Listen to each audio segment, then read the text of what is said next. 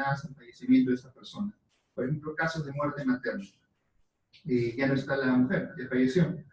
Entonces no queda otra que encuestar al esposo o a los padres para ver algunas variables o fenómenos relacionados a esa muerte. Para esas situaciones se usa, bueno, también se puede usar cuando el paciente no puede dar respuestas. Por ejemplo, paciente en coma, paciente con compromiso accesorio, con estado mental alterado. Recurrimos al informador directo, ¿ok? Y mediante entrevistas o cuestionarios. ¿Qué dificultades puede plantear esto? Que el paciente no nos dé información adecuada, que el paciente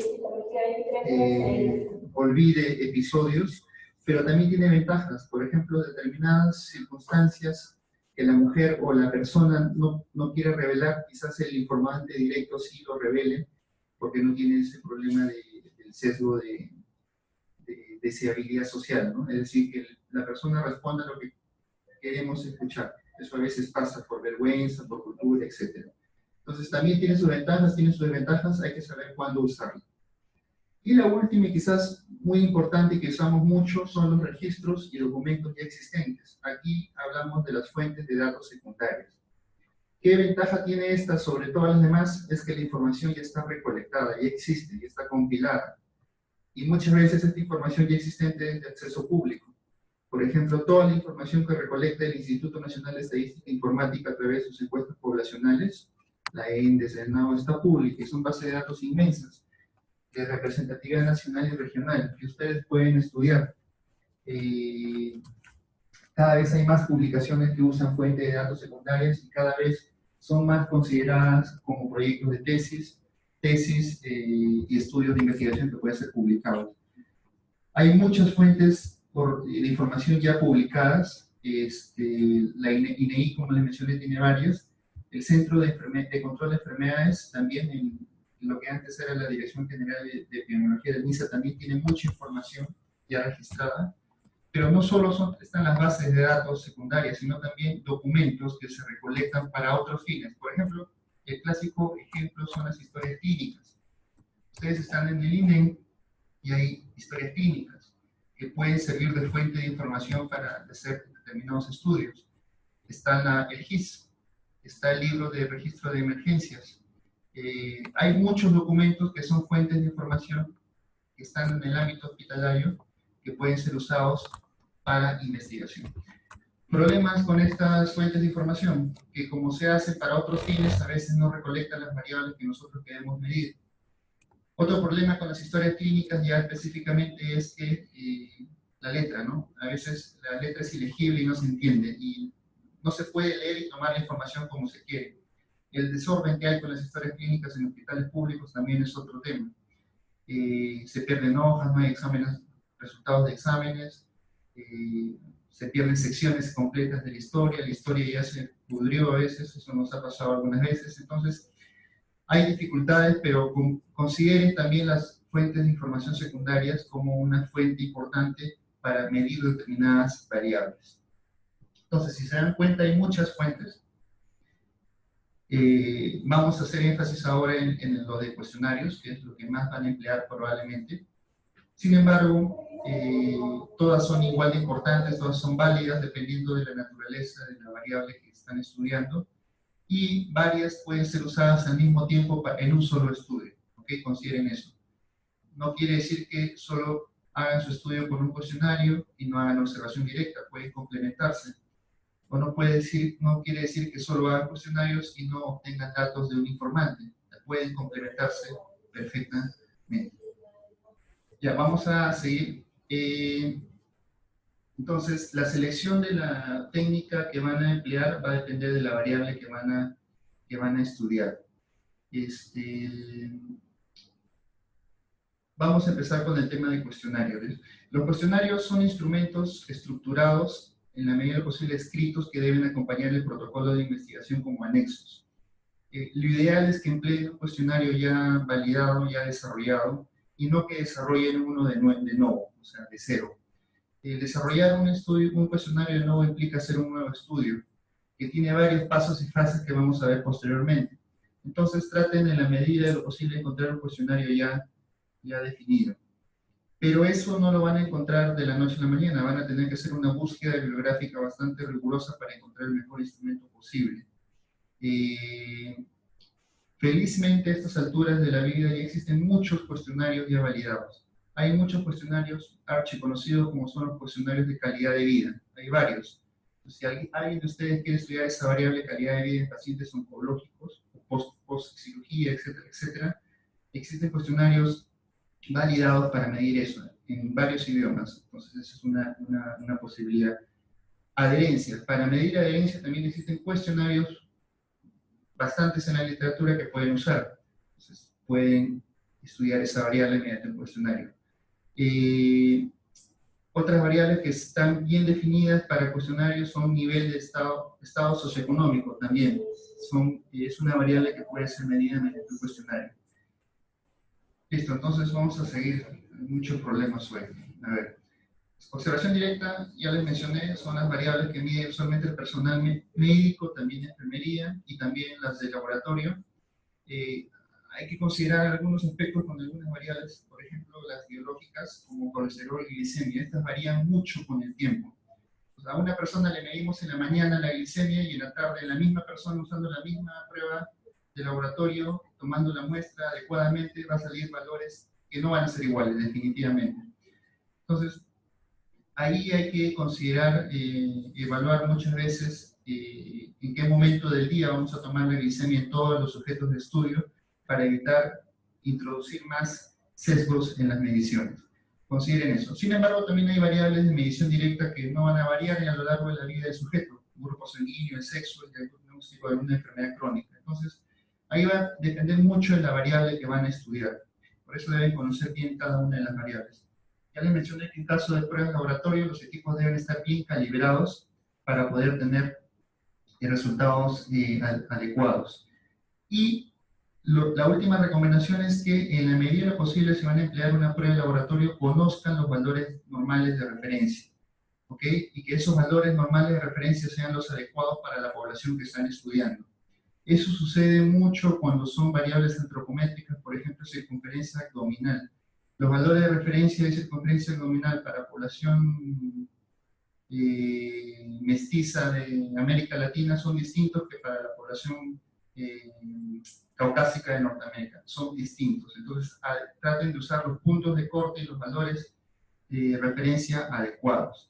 Y eso lo van a ubicar, lo van a identificar mediante una adecuada búsqueda bibliográfica y conociendo bien la naturaleza de la variable que están tratando de medir. Otra situación con las variables medidas por observación directa que pueden estar en función de una intervención. Si ustedes van a estudiar el nivel de conocimiento sobre algo, deben percatarse que esa población en la cual van a estudiar ese nivel de conocimiento previamente no haya recibido algún tipo de intervención que haga que esa variable, que ese nivel de conocimiento se vea alterada, para arriba o para abajo. Eso es muy importante, establecer adecuadamente los criterios de inclusión y exclusión para que las variables que ustedes van a medir mediante observación directa estén adecuadamente medidas y no se vean influenciadas por otros factores. La ventaja de las entrevistas y cuestionarios, y por eso lo usamos tanto, es que nos permite recolectar variables, características, fenómenos, exposiciones, tanto del presente como del pasado. Eso no nos lo permite la observación directa, por ejemplo. La observación directa nos permite registrar un determinado atributo o característica en el momento determinado. En cambio, la entrevista y cuestionario sí nos permite evaluar aspectos que han pasado y que están pasando y que podrían incluso pasar. Nos permite recolectar en un mismo momento una gran cantidad de información. Entonces, en un cuestionario podemos recolectar sexo, características sociodemográficas, estado civil, nivel de conocimiento, percepciones, actitudes, muchas variables en un cuestionario, en un solo instrumento. Entonces, por eso son bastante versátiles y útiles las entrevistas y los cuestionarios. Cada vez, como les venía diciendo, hay más cantidad de instrumentos de cuestionarios validados en español para muchas variables que usualmente son de nuestro interés, como calidad de vida, adherencia, estado socioeconómico, etcétera, etcétera. Esa es otra característica a favor del uso de cuestionarios y el gran auge de estudios que emplean cuestionarios para medir determinadas variables. Entonces, consideren los instrumentos de cuestionarios como una alternativa y conociendo también que existen métodos de observación directa y se pueden complementar ambos para estudiar o abordar un tema. El registro por el paciente, como les venía adelantando, permite recolectar datos que el propio paciente va a registrar en un librito, en un cuadernito, y usualmente permite registrar datos de recordación periódica y diaria. Entonces, y lo va registrando el paciente. Como les mencioné, usualmente sirve para datos recolectados en forma prospectiva. Se puede usar en la casa, en un ambiente de hospitalización, etcétera, etcétera, con supervisión o sin supervisión, pero es una alternativa y un instrumento bastante útil. Y al ser, la intención es que sucede algo o una característica que estamos queriendo estudiar, la intención y el paciente debe estar instruido en registrarla inmediatamente. Por ende, el sesgo de memoria aquí se reduce bastante. Y también por eso también es una herramienta bastante útil. Sirve mucho para exposiciones o eventos frecuentes que suceden. Número de resfríos, número, disculpen, de estornudos, episodios de dolor, número de cigarrillos en consumo, número de lavado de manos, variables que son frecuentes, que cualquier persona podría olvidársela, pero si la registra inmediatamente en tiempo real, quedan ya en el librito y esa información puede ser bastante útil, ¿no? Ahí están los ejemplos: actividad física, actividad sexual, consumo de alcohol, etcétera, etcétera. Para esas variables, estos libritos, estos cuadernitos de registro por el propio paciente son bastante útiles. La única situación es que deben invertir tiempo y empoderar al paciente para que llene el registro de la mejor forma posible, ¿ok? Y mostrarle a la persona que está colaborando con un estudio y que efectivamente este registro le puede quitar tiempo, pero que su contribución para determinado estudio va a ser valiosa. Entonces, consideren eso, este tipo de instrumento, que no se usa mucho, pero es bastante válido. El problema que van a tener con esto es codificar esa información en una base de datos. Ahí van a tener que emplear estrategias para tabular y codificar la información adecuadamente, ¿ok? Porque una persona puede registrar de una manera y otra registrar la misma información de otra. Entonces ya es cuestión de que ustedes desarrollen cierta experticia en tabular eso en una base de datos.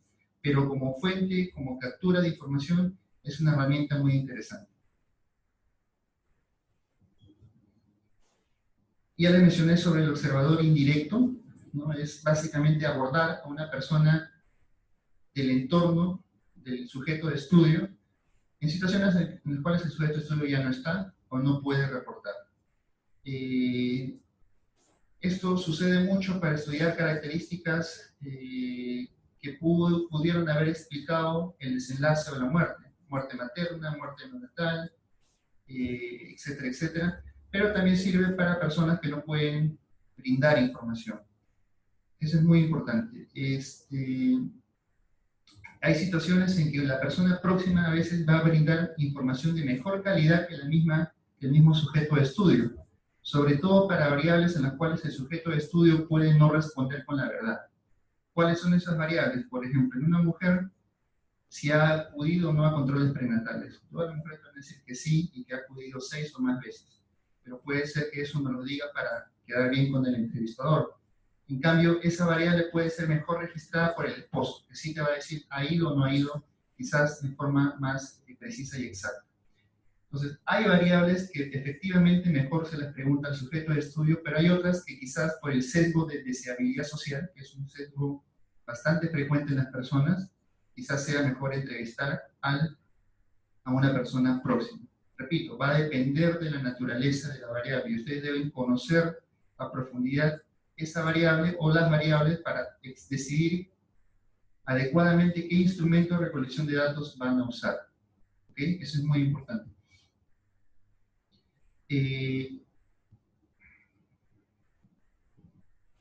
Registros previos también son las famosas estudios de fuentes de información secundaria. Acá ya no van a tener que levantar la información, no van a tener que entrevistar, encuestar, darle un librito de registro a la persona, nada. Ya la información está levantada, para otros fines quizás, pero está ahí la información. Lo que ustedes van a hacer acá es usar esa información, analizarla, para responder la pregunta de investigación que planteen. Por ende, también son baratas y son estudios usualmente sencillos. El problema está cuando nuestra fuente de información puede hacer una historia clínica, y usualmente la historia clínica la llenan internos, residentes, enfermeras, internas de enfermería, la llena todo el mundo.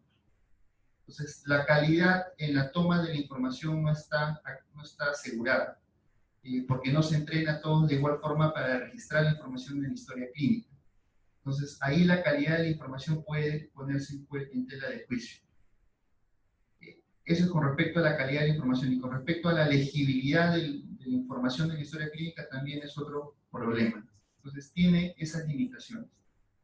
Los certificados de defunción, por ejemplo, que también puede ser una fuente de información, también hay certificados de defunción que están mal llenados, entonces la calidad de la información no es la adecuada. Entonces, tengan cuidado con la fuente de información a la cual recurren, sobre todo si son estos documentos que tienen otros fines. Por otro lado, existen estas bases de datos de encuestas que ya están publicadas, y que hay muchas en realidad. Vamos a ver, estas son, por ejemplo, algunos ejemplos. Tenemos los censos poblacionales, que son los censos que hace INEI, cuyos resultados se publican en la página web de INEI. Esas informaciones están disponibles y pueden ustedes usarlas para hacer estudios ecológicos, por ejemplo. Estadísticas de mortalidad y demográficas. Las demográficas las tiene también el INEI a nivel nacional y regional. Y las estadísticas de mortalidad también las tiene el INEI, y la fuente en este caso de información son los de certificados de defunción. Registros laborales, las empresas tienen estos registros. Encuestas poblacionales como la ENDES y el ENAO también están en la página web del INEI, están las bases de datos completas en SPSS y en Excel, que ustedes pueden utilizar para hacer proyectos de investigación. El Centro de Control de Enfermedades del MINSA también tiene información en su página web sobre el número de casos de determinadas enfermedades, mortalidad materna, enfermedades infecciosas, zoonóticas. De cáncer no tienen, lamentablemente, pero sí de otros daños a la salud. Las hojas GIS, historias clínicas, que ya mencioné las desventajas, y también caen en esta categoría sus propios datos. Si ustedes hacen un estudio bien hecho y tienen ya una base de datos, esa base de datos potencialmente puede ser empleada para responder otra pregunta de investigación o una pregunta más específica por otro investigador. Entonces, la base de datos que ustedes generen potencialmente también puede ser fuente de información para otro estudio. Sobre todo si son bases de datos provenientes de estudios bien hechos, bien diseñados, y son bases de datos con mucha información. Entonces, hay una gran cantidad de fuentes de información ahora disponibles. Es acudir a estas fuentes de información nos ahorra el tiempo de la medición de la variable por nosotros, ya sea con entrevista, cuestionario, etcétera, con observación directa. Y estén atentos a este tipo de información, porque muchas veces están ahí disponibles, nadie las usa, nadie las explota, y la idea es que los investigadores o los científicos empiecen a usarlas más. Todas, vale decir, están libres en la página web de las instituciones que ya mencioné. Por ejemplo, acá tenemos un estudio que hicimos de prevalencia sintomáticos respiratorios en población peruana de 15 o más años. Este es un resumen de un estudio que efectivamente usó una base de datos que es la ENDES, en la cual se reporta la prevalencia de sintomáticos respiratorios a nivel nacional usando unas 10 preguntas, ¿no? La ENDES tiene cientos de preguntas. Entonces acá, para responder y hacer este estudio, se usaron solo 10, 15 preguntas de las 100, bastante específicas para este tema. Entonces, eso constituye una investigación, y no se tuvo que entrevistar, no se tuvo que... bueno, los investigadores de acá no tuvieron que entrevistar a las personas, porque ya la ENDES, que es una encuesta poblacional, ya entrevistó tiempo atrás. Y esa información está publicada, y se usó esa información y se hizo esta publicación. Este es otro estudio donde se muestra la calidad de vida relacionada a los pacientes con cáncer de mama. Lo muestro porque usan un cuestionario ya validado para evaluar calidad de vida en un grupo de pacientes bastante característico, que son pacientes con cáncer de mama. Entonces, también es otro estudio que ustedes potencialmente podrían hacer. Acá la técnica de recolección de información es un cuestionario. Habría que leer el estudio para ver si es un cuestionario autoadministrado, es decir, si la propia persona lo llenó por sus medios o fue aplicado por el entrevistador. Esos detalles que se deben leer en el artículo. El ejemplo es para que vean que hay muchas formas de medición, se pueden publicar todos estos estudios y que el cuestionario quizás sea el instrumento que puedan ustedes están más familiarizados para hacer sus investigaciones. Este es otro, ¿no? Creencias en salud, de percepción de enfermedades determinantes para el screening de cáncer de mama. Igual, para estudiar creencias, para estudiar percepciones y determinantes se emplea un cuestionario en una determinada población que se somete al screening para cáncer de mama. También usaron un cuestionario. Entonces, cada vez hay más estudios en los cuales se emplean estos instrumentos. Cada vez hay más variables que ya tienen instrumentos validados para ser medidos, en este caso cuestionarios, y es cuestión de que ustedes los identifiquen, los apliquen adecuadamente en una población de interés y que esa medición sea de una variable evidentemente también de interés. Y no son estudios nada complicados, son sencillos, son estudios transversales, pero sí hay que tener los cuidados del caso, como mencioné. Para el caso de cuestionarios, el cuestionario de medida de lo posible está validado. Las personas que aplican el cuestionario deben estar entrenados en la aplicación del cuestionario. Las personas a las cuales se les pregunta deben ser informados sobre la naturaleza del cuestionario para que no haya rechazo al momento de responder.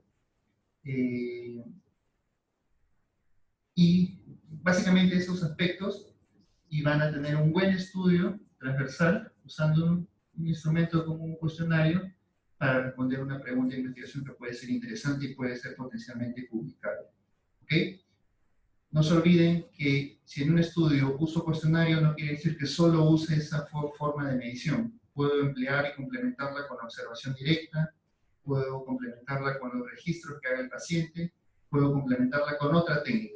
Hay muchas técnicas, como ya mencioné en las diapositivas anteriores, para los que han llegado tarde. Hay muchas técnicas. Va a depender del investigador, de su experiencia, de la información disponible y de la naturaleza de la variable para definir cuál u otra técnica voy a emplear para estudiar el fenómeno de interés. Hay varias. ¿Ok? No se olviden de ninguna de ellas, todas son importantes. Quizás no tenían un conocimiento sobre, o no estaban muy familiarizados con el registro de datos por el propio paciente, pero ustedes pueden emplear esa técnica especialmente porque están con el paciente, hay pacientes que están hospitalizados varios días, después se van a su casa y pueden emplear este instrumento de recolección de datos. Pero sí recuerden para cuáles son las condiciones, ¿no? Eventos repetidos en el tiempo, de forma prospectiva, que deben ser registrados inmediatamente, pueden ser usados con este instrumento. Listo. Vamos a pasar a la siguiente presentación, donde ya nos vamos a centrar en cómo hacer cuestionarios, que es, digamos, el instrumento más importante en este momento para ustedes, porque el cuestionario va a ser un anexo de su proyecto de investigación. Cuando hagan su proyecto de investigación, no se les ocurra presentar el proyecto sin el cuestionario con el cual van a medir las variables. Es un proyecto incompleto. ¿Ok? Entonces deben ir ya desarrollando ese instrumento desde ya y hacerlo bien. Y la clase que sigue justamente algunos criterios para hacer un buen cuestionario.